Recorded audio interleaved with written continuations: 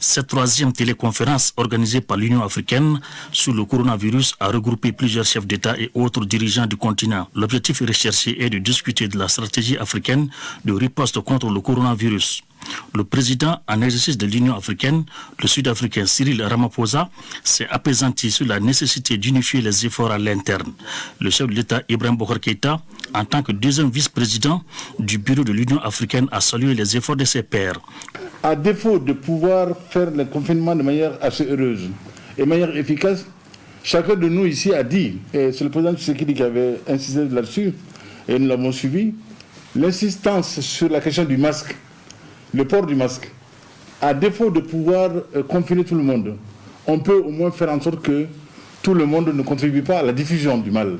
Et donc le masque, si léger soit la protection selon certains, il a déjà au moins là un écran. Et cet écran-là est nécessaire aujourd'hui pour la survie et la sauvegarde de nos populations. Surtout dans nos pays où les transports publics sont aujourd'hui encore absolument nécessaires, surtout les intra-urbains et les intra-urbains.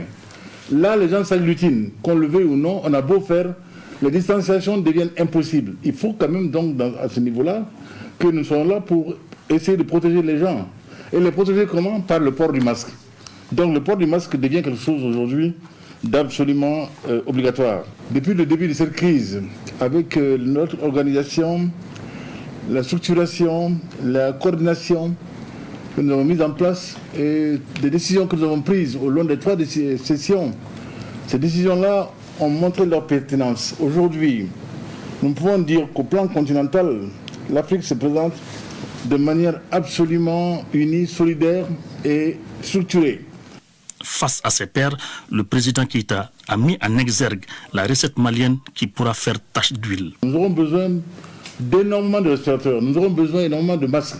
Et nous allons commencer, nous, en tout cas ici, en commandant d'abord des masques et nous allons également produire par nos tailleurs qui seront ainsi mis à contribution. D'un malheur, on va faire un peu leur bonheur à eux.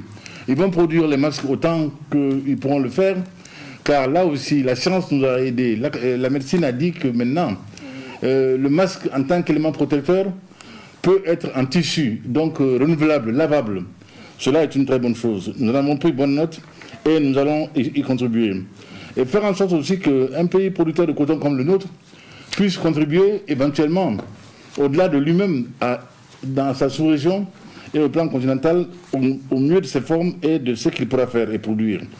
Je pense que donc une réunion comme celle-ci est heureuse. Et c'est la 3e réunion et cela doit se poursuivre. Président Ramaphosa, je voudrais encore une fois vous remercier pour votre leadership très éclairé et souhaiter que nous poursuivions cela jusqu'au bout, tant que durera cette pandémie-là. Le président de la Commission de l'Union africaine est revenu sur le fonds mis en place pour lutter contre le coronavirus et renforcer la capacité des pays africains en la matière.